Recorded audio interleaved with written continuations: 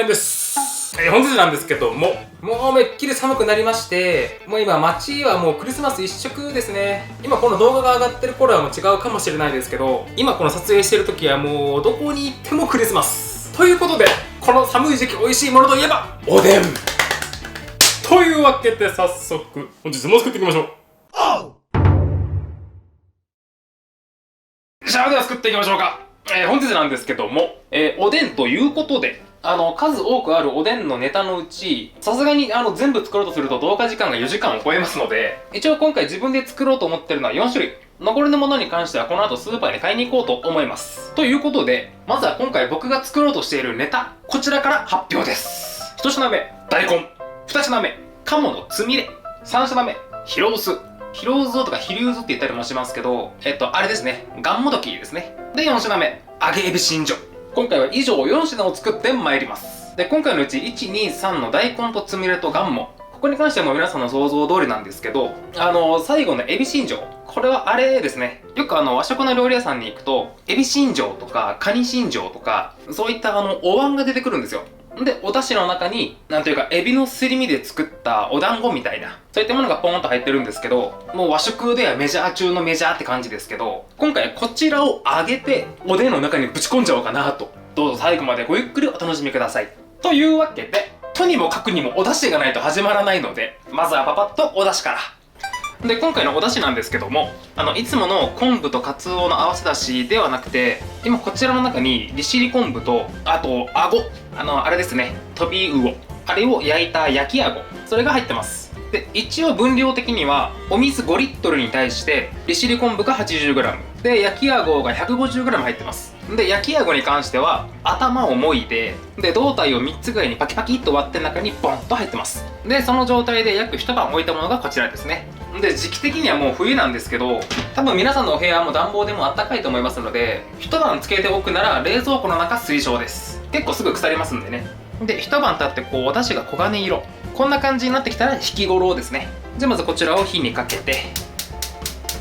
で、こちらの昆布と焼きあごのお出汁の引き方としては、こちらの昆布も焼きあごもえぐみだったりとか臭みだったりを出さないためにこちら沸騰させないので、だいたい70度くらいになったらもうこちらを全部引き上げて、で引き上げた後にこちらを一度沸かしてこの中の昆布のぬめりを取るっていう感じなんですけど、すごくオーソドックスな引き方としては、ただなんとなく昆布のお出汁もうちょっと出せるんじゃないと思ったので、焼きあごが入ってますけど、いつも通りの僕の引き方でいこうかなと思います。なので70度になったら一度火を最弱にして、このままじっくりじっくり1時間で、もし焼きあごの臭みなんかが出ちゃった場合は、まあそれはそれということで、そんなお出汁も愛してあげましょう。じゃあ無事に1時間経ちましたので、こちらの中身を回収。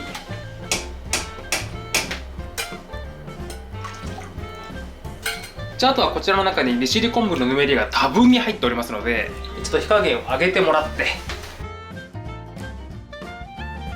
沸いたらこれのお掃除。これが臭いので、じゃあ綺麗になったら火を止めて、でもこれで美味しければもうこのお出汁でいきたいんですよね。十分だけどやっぱりちょっと鰹節の燻製の香りが欲しいので、はい、ここで鰹節少々。じゃあいつも通り 2、3 分だったら、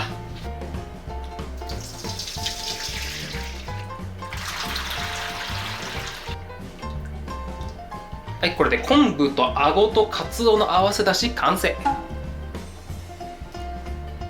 かつお節が入ってちょっとパンチが強くなりましたね。では今こちらはまだただのだしですので、これをおでんつゆにしていきます。今回こちらのおだしに加えるものが、はい、せーの、こちらから薄口醤油とみりんで、今回の分量がもうおでんはすごくシンプルですので、だいたい15対1対1から20対1対1、あとは皆さんが塩分強めが好きなのか上品めが好きなのか、そこに合わせて調整してください。僕は今回20対1対1。ただ今回エビ新庄なんかを加える関係上、あんまりお醤油を強くしたくないんですよね。それでも今回のお出汁すごく香りが強いので、なので今回20対 0.5 対1、この比率で残りの塩分はお塩で調整、こんな感じで考えてます。ということでまずはお出汁の計量。はい、1リットル、はい、2リットル、3.68 リットル。なのでこれに合わせて20分の1のみりんで、薄口醤油がこれだけであとは薄口醤油の塩分濃度が大体 15% ぐらいなので、それで計算して、今回僕はこれ 14g ですね。はい、これでおでんつゆ完成。いざ実食。最高に美味しいですね。このくらいのお醤油加減が好き。じゃあここからはいよいよ今回のおでん種、こちらの仕込みに参ります。じゃあまずおでんの主役大根。じゃあ今回こちらの茎は使わないので、まず1本落としちゃって、こっちはよーっと洗って違うお料理に、でこっちはクレンザーつけて包丁の洗浄に。で今回サイズ感としては約4センチ。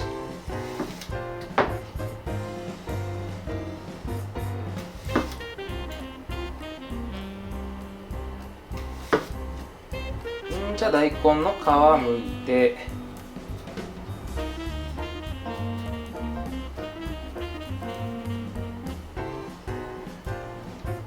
有名な話ですけど、ちょっと分厚めに。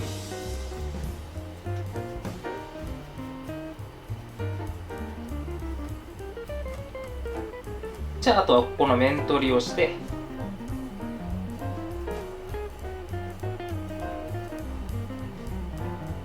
これも有名な話ですけど、煮崩れ防止で、もしこの面取りする自信がないわって方はピーラーでぐるっと一周回してあげるとこう気持ちよく取れますので。ただピーラーでやるとちょっと断面がこうガサつくようなイメージはあるんですけど、そこまで気にしない方は全然こちらで。じゃああとは盛り付けた時に裏面に来る方に十字にバッテン切り込み。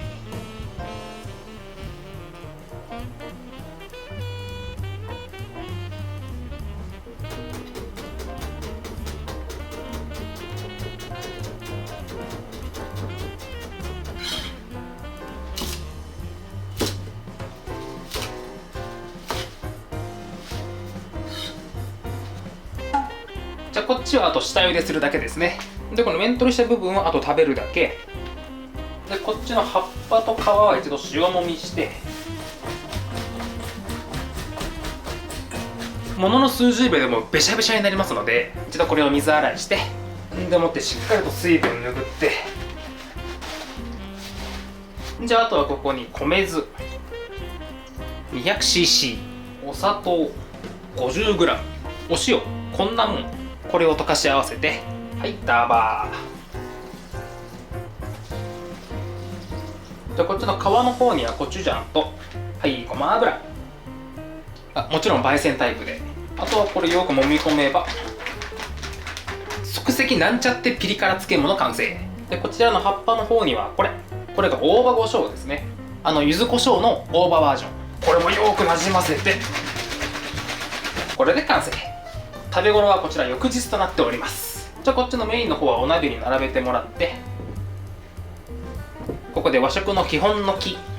根菜はお水からで、これも定石、パラパラっと生米。根菜類のアク抜きにはもう定石のやつですね。大根以外でもゆり根とか里芋とか、お米のでんぷんがアクの吸着&苦味の抑制。よし、ではいってらっしゃい。じゃあこの浮かんでくるアクは一度きれいに掃除してもらって、アクが落ち着いたらあとはこのお米がゆっくりとこう対流するくらいの火加減で落とし蓋を落として、この大根が柔らかくなるまで、具体的には竹串がスーッと入っていくくらいの柔らかさまでしばらく待ちのお時間です。というわけで今現在30分ほど経過ですね。もういけそうなので一度冷水にとって、あとはこのまま5分から10分ちょっとお水にさらします。これは今あれですね、この大根の中に入っちゃったお米のぬか臭さ、そこを抜いてます。じゃあさらし終わったら続いてまたお鍋に戻して、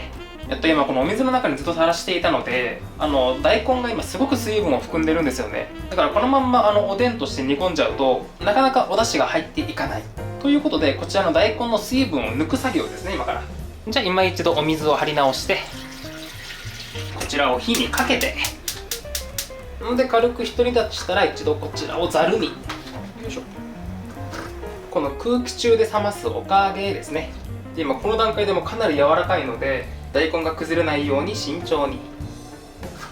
でこの一手間で蒸気という形で大根の余分な水分が飛びますので、乾燥して水分が欲しいってなってる大根に後でおでんのつゆがギューンと入る感じですね。とりあえず一旦これで野ざらし。はい、というわけで無事に野ざらし終了。いい感じに乾燥しましたね。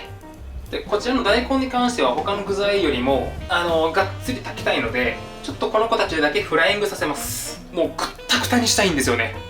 はい、今回のおでんつゆ。でこのひたひたな感じで沸騰させないように最弱の火で、だから大体70度くらい、それで3時間から4時間ぐらい炊きたいな。で水量が減ってきたらまたその都度お水を足しながら、とりあえず大根はこれにて終了。じゃあ続きまして、はい、鴨のつみれというわけで、皆さんの冷蔵庫にも余っているであろうこちらの鴨肉をご用意いただきまして、ひとまずこちらをミンチにしていきます。でこちらが胸の、こちらがもも肉なんですけど、どこのどなたがさばいたかは存じ上げませんが、例えばこういったところに血だまりがあったりですとか、あとちょっと身に骨が残ったりとかしますので、まずはちょっとお掃除から。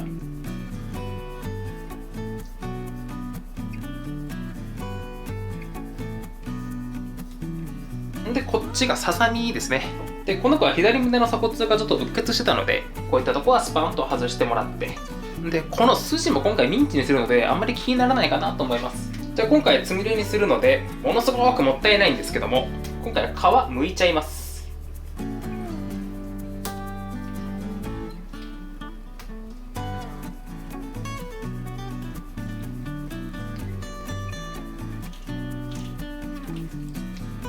とりあえずこんな感じで、鴨って身が少なくてかなり皮が分厚いので、これやっちゃうとね取れる箇所って結構少なくなっちゃうんですけど、まあこの皮は皮でまた美味しいので。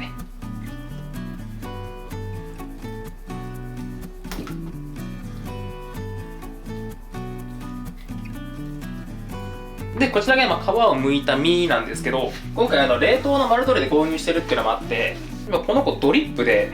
もうべちゃべちゃなので、ちょっと一回水分抜きます。ざるに並べてもらって、せせりはいいか。で両面にお塩、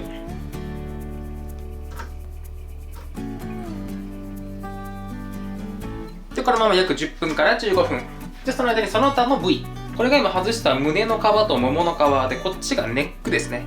首の皮で、ここがぼんじりになってます。こっちはもう炙りいべきポン酢にしてもらっても美味しいでしょうし、僕個人的にここ西京焼きが一番好きです。めちゃくちゃ美味しいですよ。でこっちが野源軟骨とか手羽元、手羽先で、これが松葉って言われる、人間で言ったら肩甲骨周りのお肉なんですけど、結構鴨ってこういった骨周りのお肉結構少ないので、なんか唐揚げとかそういった感じよりかは、もうそれこそお鍋の具材として使ってもらって、もうこの骨のお出汁ごとちょっと身を楽しむみたいな感じがいいのかなと思います。軟骨は皆さんにお任せします。でラスト唐辛、ちょっとこのまんまだと冷凍庫に入りづらいので、ちょっと細かくしたい場合はここから一旦スー、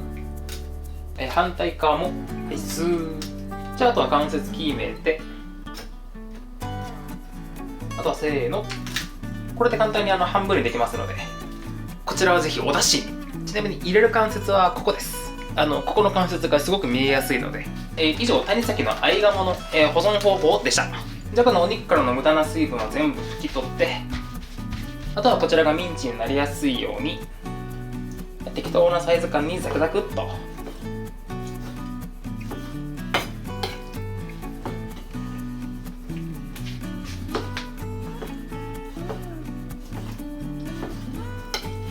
じゃああとはここに文明を加えて、滑らかになれば鴨ミンチで、それが2話分もう先に引いときました。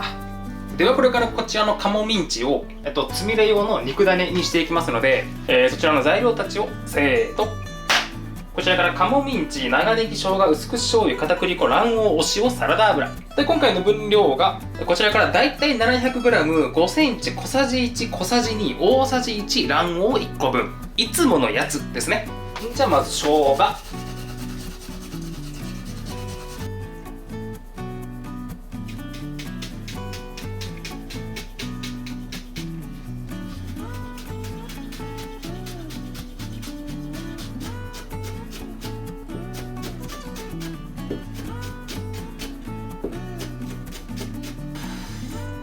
でいつもの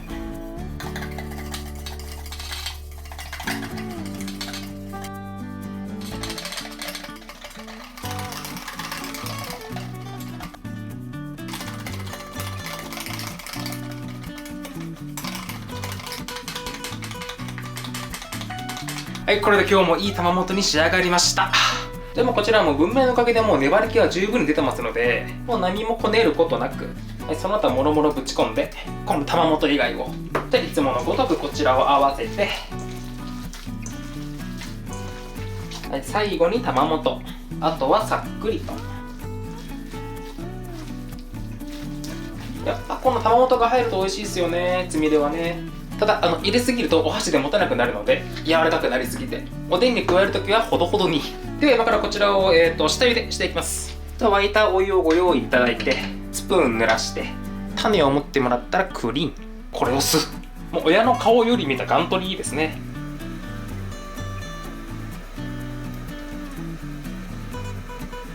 じゃあプカプカと浮かんできたものから取り出して、じゃああとはこちらを竹串に刺せば、はい、鴨つくね串。じゃあこの子はまた後ほど。でこちらに今下茹でしたお汁、これめちゃくちゃ美味しいので、このぜひ捨てずにお醤油なんかで味決めてください。すごく美味しいので。では続きまして、がんもどきもしくはヒロースもしくはヒリューズ、こちらを作っていきますので、そちらの材料たちをせーの。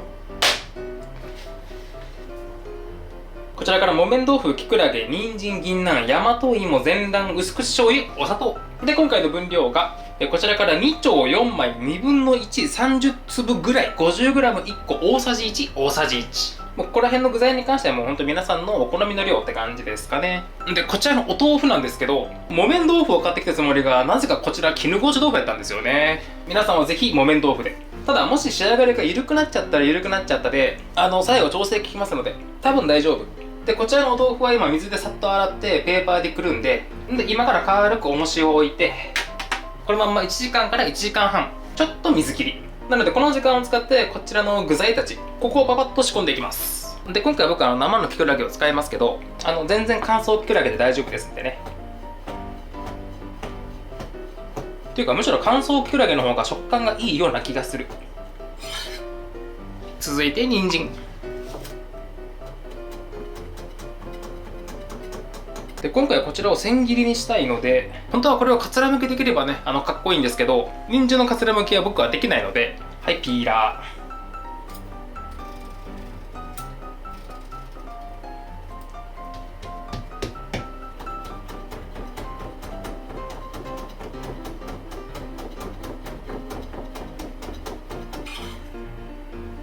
で最後が銀杏、この一番外側の鬼側やったっけ、これを割って、はい、産んでもって殻むいて、でここまで来たら、これまで僕ずっとガムテープでこう使を取ってたんですけど、ちょっとお店の方がやるようなガチ仕込みをやってみたいということで、まずは 2% の食塩水を作って、でここに銀杏、じゃあこのお水の状態から火にかけて、でだんだんと沸いてきたところで、はい、重曹、水1リットルに対してだいたい小さじ1くらいの、これで発色が良くなるんですって。でちょっと湯がいて柔らかくなってきたところで、網お玉の背、ここでコリコリしてあげると、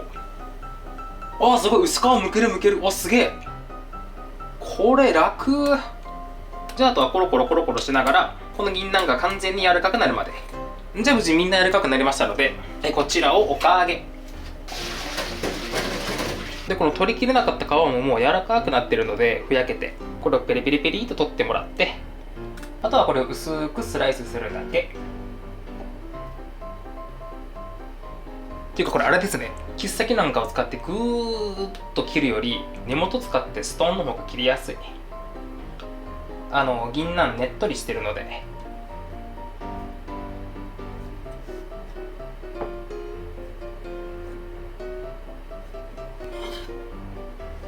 でこちらのお豆腐の方も、なんだかんだ2時間ほど、水切りをしてまいりました。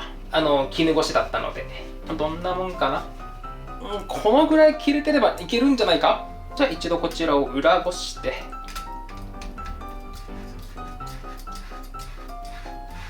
やっぱ豆腐の裏ごしは早くていいですね。あっという間に終わる。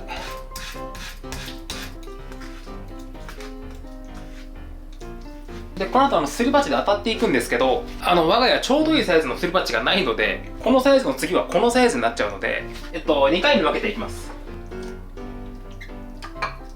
ちらのお豆腐にお醤油、お砂糖、卵で大和芋、これ全体が滑らかになるまで。1回戦終了。じゃあはい、2回戦。はい、2回戦終了。あとはここに今回の具材を加えて、ムラなくさっくりと合わせて、特に銀杏がくっつきやすいので、銀杏同士で。よし、こんなもんでいいかな。今だいたいこのくらいのもっちり加減ですね。で、この後手に油を塗ってこう成形して揚げていくんですけど、それができないくらいゆるゆるになっちゃったなっていう時は、ここで小麦粉を加えて、この中の水分量を調整してあげてください。多分僕はこれで大丈夫なはず。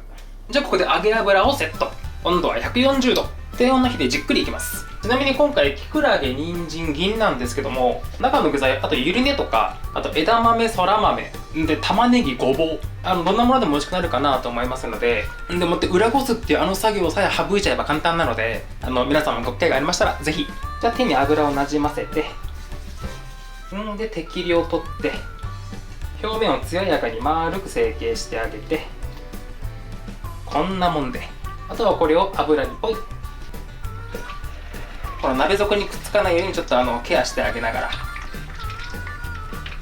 で、だんだんと上がってきますと、これが膨らんで浮かんできますので、もう少々お待ちください。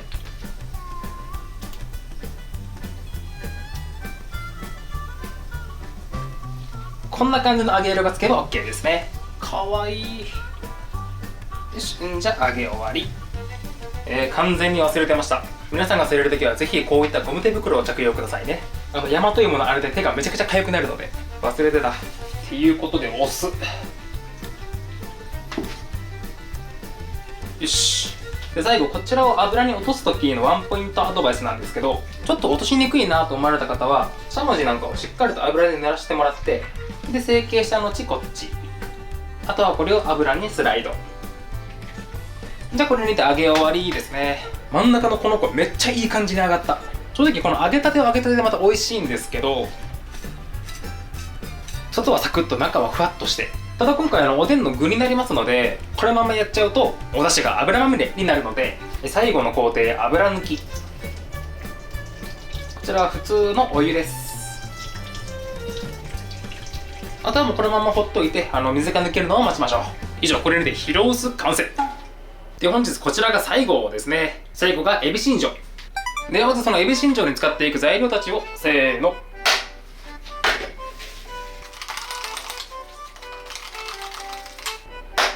こちらからブラックタイガー、バナメイエビのむき身、白身魚、玉ねぎ、薄口醤油、みりん、卵白、玉元、大和芋、小麦粉。で、今回の分量がこちらからお好みの量 1kg200g、1個小さじ2小さじ2、1個分1個分 50g 適量。で、これがお好みな量っていうのがですね、これが具材になります。で、ここがすり身部分になるんですけど、どうしてもこの卵白1個分っていうのが最小単位になってくるので、どうしてもここの部分で 1.2kg とか 1.3kg とかそんな量できちゃうんですよ。なので具材であるこちらのブラックダイカー全部を使っても結構残ると思います。こちらのペースト。でも僕はあと他に大根とかガンモドキとかいろんなものがあるので、僕が実際に今回食べる量はこのエビ7匹から8匹分ぐらいっていう感じです。で、余ったら余ったでこちらのペーストをもう冷凍してもらったり、もう今回みたいに揚げなくてももうそのままお鍋にポンと入れてもらえたら、もうものすごく美味しいおかずになると思いますので、もしくはもうそれこそこちらのエビ新庄のホームグラウンドであるお椀の椀種とか、そんな感じに使ってもらえたら。よし、じゃあ早速やっていきましょう。じゃあまずはこちらの具材となるブラックタイガー。こちらの背わた抜きからですね。でも特に何も難しいこと考えず、竹串やら金串で背わたをツーッと。ちょっと鮮度が悪いのかちょっと背わたが抜けないので、ちょっと作戦変更。やっぱ赤い色は出したいので、まんま茹でて、剥いた後背中割ります。で、本来僕がしたかったのは、背わたを抜いて、で、エビが反り返らないようにのし串って言って、僕はこのお腹の皮のキワキワを狙うんですけど、こうやって。で、竹串でこうのしてから茹でるってことをしたかったんですよ。ただ、背わたが抜けなかったっていうのと、貨物ミレーで全ての竹串を使ってしまいましたので、もうのし串なしで茹でていきます。じゃあ、いってらっしゃい。で、エビ、結構早く火が通りますので、茹ですぎには注意しつつ、またどっちみち後で揚げますので、なんていうか、7、8割ぐらい火が入ればいいや、ぐらいの感覚で今はこの殻と身の間にあるアスタキサンチン、それをね身につけたいだけなので、じゃああとはこちらを冷水にとって、んで無事冷めたら殻むいて、無事殻を剥き終わったら、まずこの黒くなってるのはエビの持つチロシンっていうものの、酸化現象なんですけど、やっぱり見栄えがあまりよろしくないっていうのと、もし黒くなってなくても、なのでここは外して、別にこちら腐ってないので、ここはマヨネーズビチャッとかけて食べるとして、ちょっとイレギュラーですけど、背中に切り込み入れて、はい、背わたチェック。大当たりですね。こちらは後で水洗い。で、切り込み入れるとき、こっちの頭に近い方は比較的浅いんですけど、尻尾に行けば行くほど結構奥の方にグッと入り込むので、尻尾の結構この辺ぐらいから奥にグッと切り込むような感じで、ここは浅く入れて、最後この辺でグッと。この子は外れですね。で、ちょっと水洗いしていきます。で、皆さんがもしご参考にされるときは、食べやすいサイズ感にこのくらいにこうカットしてください。ただ僕頭がバカなので、半分。もうこれはそのまんま。はい、これでブラックタイガーの仕込み終了。で、続いて玉ねぎ。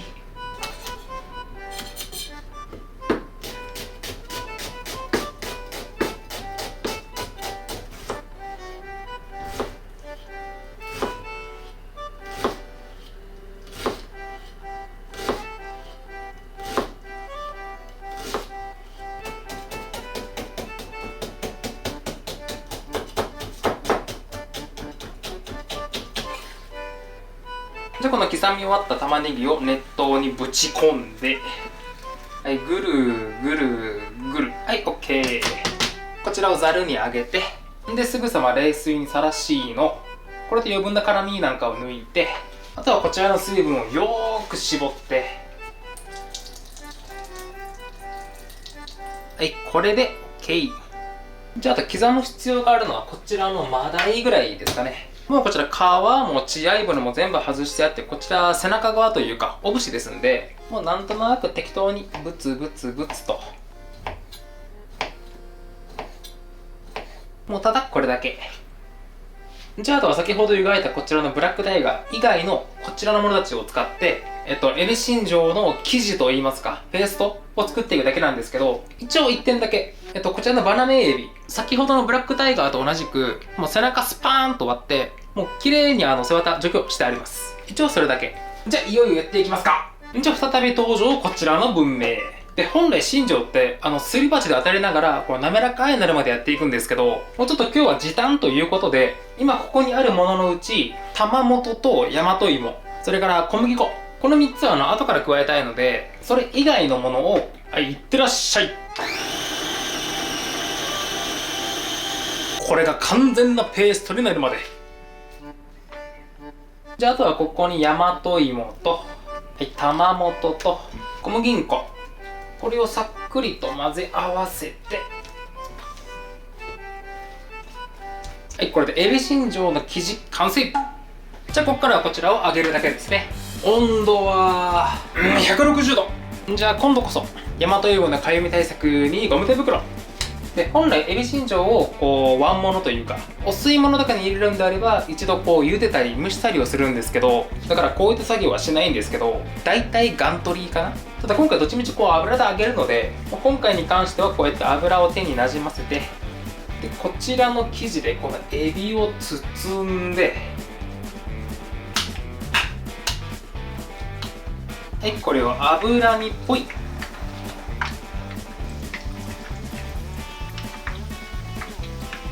これをこんがり焼き目がつくまで。いやこれうまいと思うよ。じゃあこれにて揚げ上がり。てかこのブラックタイガー自体に薄力粉打てばよかったなの方がピタッと密着しそう。まあ今回初めてですから多めに見てください。よし、丸々1尾はこんな感じで、はい、いってらっしゃい。よし、じゃあこれにて揚げ上がりで、こちらも先ほどのガンモドキと同じですね。ね、結構油出るでしょ。あとはヒロウス同様こちらの余分な水分が飛べばこれで完成。はい、というわけでこれにて僕自身の調理終了。じゃあここからは、日本の食品加工技術に頼っていこうと思うんですけど、今回ご用意いたしましたのがこちらから日高昆布、こんにゃく、ちくわ、牛すじ、桜卵、厚揚げ、餅巾着、ザ王道ですね。で今こちらにあるうち、厚揚げと餅巾着、この2つはさっきのガンモーとかと同じように油抜きまで終わらせてあります。で正直ここに関してはもう僕はもうほぼ何もすることがないんですけど、強いて言うならばこちらのこんにゃくのアク抜きと切り付けぐらいかな。なのでそこら辺だけパパッと終わらせて、いよいよさっきの大根とかも含めて煮込んで参りましょう。というわけで最終パートスタート。じゃあ早速こんにゃくから味が染み込みやすいように、はい、フォークで切り込み入れてあげて、今日は十字で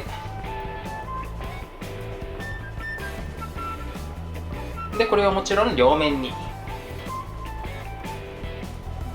で本日のサイズ感としてはまず3分の1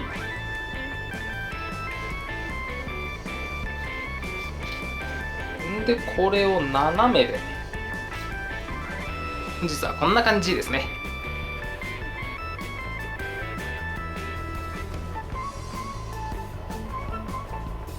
でこんにゃくのアク抜き、塩もみからの塩茹でが一番オーソドックスなんですけど、ちょっと今回おでんの塩分量が変わってしまうので、もうそのまんま茹でるだけにします。ということで沸騰したお湯にっぽい、あとはお湯を沸かしながらだいたい 2,3 分で、 2,3 分湯がいた後は、これ皆さん分かりますよね。はい、せーの、おか揚げで、また余分な水蒸気という名の水分を飛ばすだけ。じゃああとは先ほど作った大根だったりとかも全部一緒にお鍋に入れて、でも正直もう沸いちゃえばもうそれで完成なんですけど、今回の具材の中でこちらの牛すじと昆布、これだけは別にまだ茹でたいので、ここで登場するのが先ほど大根を湯がいていた煮汁。もう大根は5時間煮て、で冷まして中まで味をギューンと入れて、で今タッパーに入れて冷蔵庫で眠ってます。そしたらここに牛すじと、はい、昆布で火にかけて、ギリギリ沸くか沸かないかぐらいの温度でまずはコトコト30分。じゃあ別に30分経ちましたので、なんかうまい感じに盛り付けつつ、他の具材たちも投入していって、じゃあいい感じに改めて煮立ってきましたので、そうですね、だいたい10分くらいちょっとぬくめてあげて、10分経ったら火を止めて、このままこちらが冷めるまで。でこちらの自分で作った方ももうやることは同じですね。じゃあこちらは新しいおつゆを注いで、あれだけお出汁取ったのに足りませんでしたね。ちょっと悔しい。じゃあこちらも火にかけまして、でこちらもギリギリ沸かないくらいの温度帯で軽く煮込んで、気が済むまで煮たらあとはもう一緒、こちらを冷ますだけ。はい、というわけで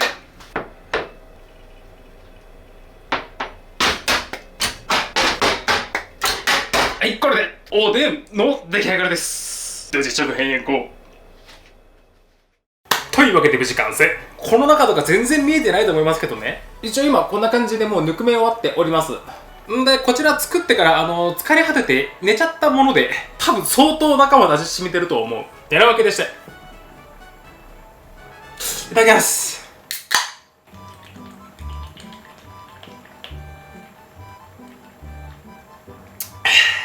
うめえ。やっぱり調理時間に比例してお酒がうまくなる。じゃあまずどれからいきましょうかね。やっぱ大根かな。もうこれは箸で持てないやつです。それは5時間炊いてますからね。まあでも面取りだったりのおかげで煮崩れなく綺麗な炊き上がりましたね。当然この美味しいお出汁も一緒に。じゃあ早速、もうこの段階でわかる。やばいこれ。はい、中までつゆたっぷりで、当然からしをのっけて、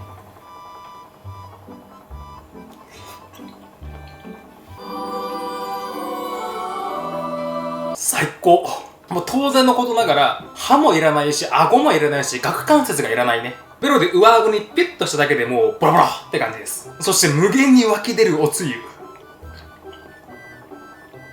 そしてこのつゆが美味しいのよ。一般的なおでんのお醤油の香り、正直あれはほとんどないんですよね。こちら醤油入れたのこんだけなんで。だからその分顎だったりとか昆布だったりとか、そういったお出汁の香りが一番前にグーンときてて、なんていうかね、すごくすっきりとしたおつゆ。なんかほんとお店で食べるおでんって感じ。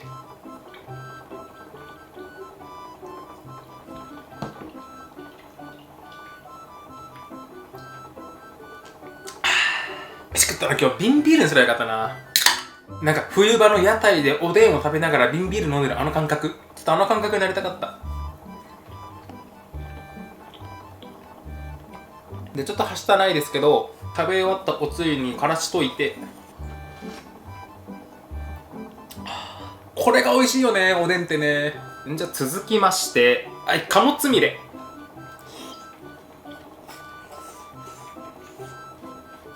やっぱ鴨は味が濃いっすね。普通の鶏肉はこうはならんですもんね。で鴨自体が結構赤身肉というか、そんなにこうね、身に脂ってそんなにないイメージがあるので、このつみれ自体もそんな食べた瞬間にホロホロホロって崩れていくような、そういったオイリーな感じじゃなくて、すごくさっぱりとして肉々しさのあるつみれ、なんというか噛み締めるごとに美味しいつみれ。ただ個人的にはもうちょっと玉元入れてもよかったかなって思ってます今。どちらかというと柔らかいつみれの方が好きなので。いやでもうまいわ。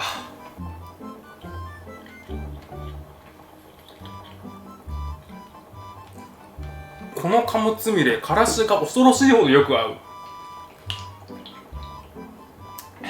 これはビール不可避。では続きまして、普通にスーパーで買ってきたやつ。でもおでんってほんと助かりますよね、時間がない時ね。で今気づいたこと、今回購入してきましたこちらの昆布、どうやら昆布自体にもう味が入っていたみたいです。なんかもうお鍋にお水入れて昆布入れて炊いたらもうできますよっていうタイプのやつ、そのタイプだったみたいで、おつゆがだいぶ色変わりましたね。青だしはいずこへ。これ結構甘めの味付けなんだな、この昆布。だいぶお出汁が甘くなりましたね。お醤油の香りも入って。でもこれはこれでうまい。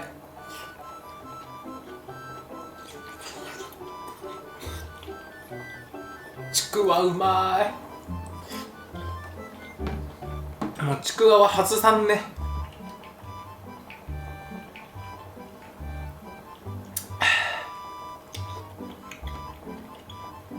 こんにゃく異常なし。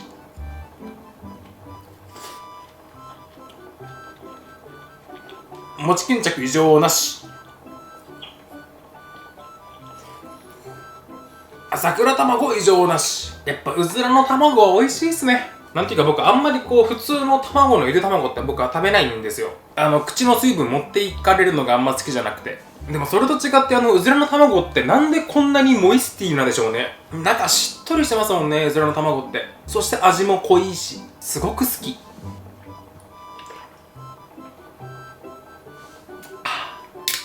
じゃあ僕はですね、ちょっと今お腹ペコペコなので、すいません、ちょっと食物に入ります。ただこちらの、ヒロスだったりとか、エビ新庄だったりとか、そういったものにはまだ手出しませんので、どうぞご安心ください。ではちょっと早送り。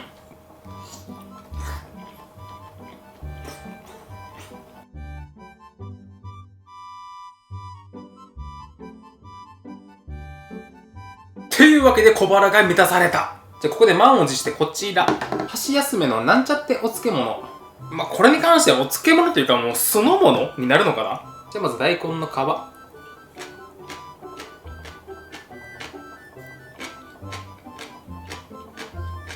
塩っ気もちょうどいいし、結構辛さもバリッときて気持ちいい。ただちょっと甘さが足りなかったかなっていう感じですね。お砂糖今回の2倍ぐらい入れてよかったかなって気がしてます。美味しいですけど。で次が大根の茎。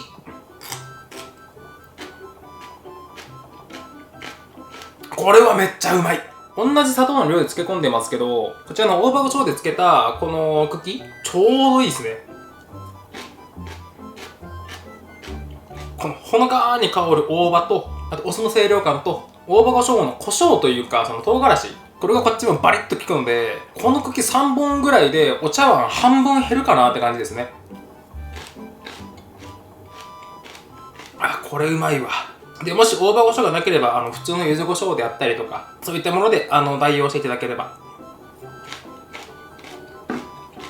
辛い。じゃあ続きまして、満を持してヒロス。これめちゃくちゃ柔らかいのでお箸ではもう無理だと思います。よいしょ。あと一緒にもう一回大根食べたい。でこちらのヒロス、一般的に僕たちが買うがんもどきと結構食感が違うので、多分びっくりりすると思います。一般的にがんもどきってなんていうかこうお出汁を吸ったスポンジくらいジュワジュワジュワっとくると思うんですけど、この子はですね、お箸で持つとこういう感じでもうトロトロっとしてるんですよね。だから食べた時の食感としては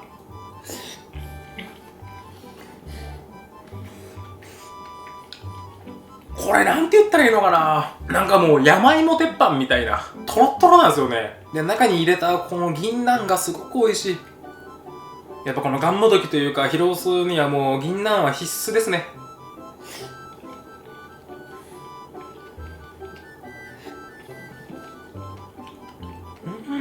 もうなんだろうね、ほぼゼリ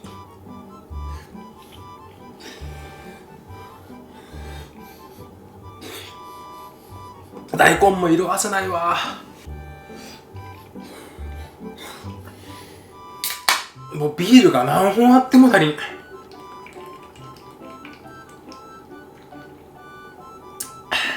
じゃあお父さんもお母さんも子供たちも大好きな牛すじ。子供の頃こればっか食べよったな。個人的にはもうプルップルになってる牛すじよりちょっと筋が残ってる方が好きだから、今回僕煮込み時間30分。もう牛すじ大好き人間からしたらもうこの見た目たまらないっすよね。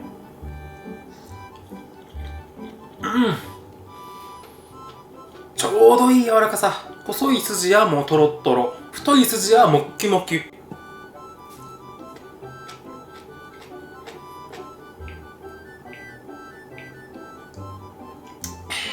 最高ですね。だいぶマナーは悪いですけど、はい全人類の夢。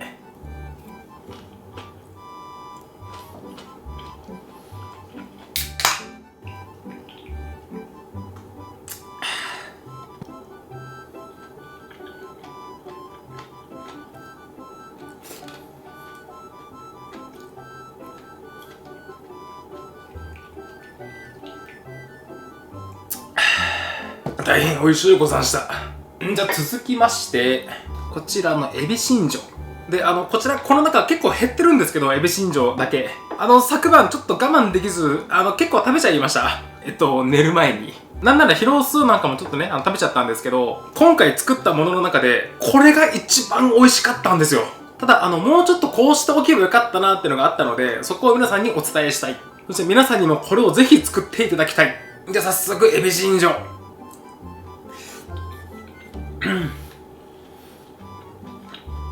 やっぱりうまいね。もう本当に美味しい。で、僕なりにもっとここをこうしたらよかったなっていうのはですね、もう正直中のエビ入れませんでした。やっぱりどうしても湯がいて、でそれから揚げて、そして煮込むって作業に入るので、エビに火が入りすぎて結構エビ硬いんですよね。ただこちらの側、この側がですね、めちゃくちゃ美味しいんですよ。もう正直大根もヒロソも鴨もこの子たちにも全部ひっくるめてこの子が一番うまい。まず外側の揚げた衣のところ、ここがまずシュクシュク食感なんですよ。シュクモキュシュクモキュみたいな。で中のエビの身はもうほわほわで、エビの香りも豊かだし本当美味しいんですよね。だから僕が次おでんを作るのであれば、もうこの中のエビは入れずにもうこの子だけで揚げます。で、この子に関しては中の身ももちろん美味しいんですけど、側のこの皮の茶色いとこがすごく美味しいので、もし僕が次作るなら、なんていうかこう細長い形でこう扁平にして、なんか小判みたいな形で多分僕次揚げるかな。よりこの外側の側が味わえるような感じで。やっぱ中のエビの身はいらなかったかな。もう何度食べても色あせぬ美味しさ。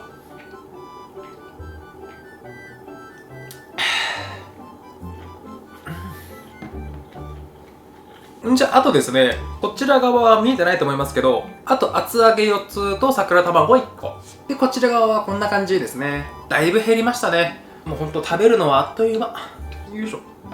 よいしょ。で、僕おでんの中でもこの厚揚げトップクラスに好きなんですよね。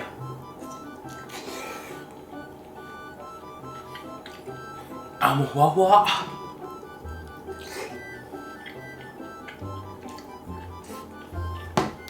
厚揚げってそんなにメイン感は出さないですけど、本当もう縁の下の力持ちというか、もう影の主役ですよね。本当に美味しい。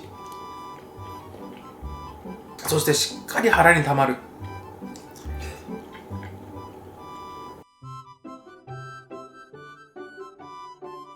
というわけでこちらは無事完売。あとはこちらの中だけですね。もうほんとおでんは食べるのはほんと一瞬。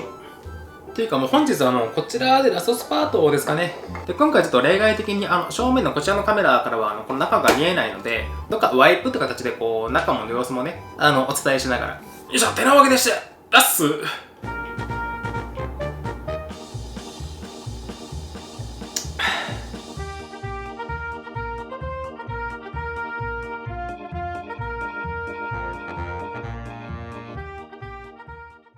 突然こんな形でこんばんは。どうも、編集途中の谷ニャンです。どうやら僕は今回の動画におけるエンディングの撮影をし忘れていたみたいでございまして、今、こうして後付けという形でお話できればなと思うんですけども、今回のおでんに関してはもう動画でもお伝えした通り、すごく美味しかったです。特に揚げエビ新庄と大根。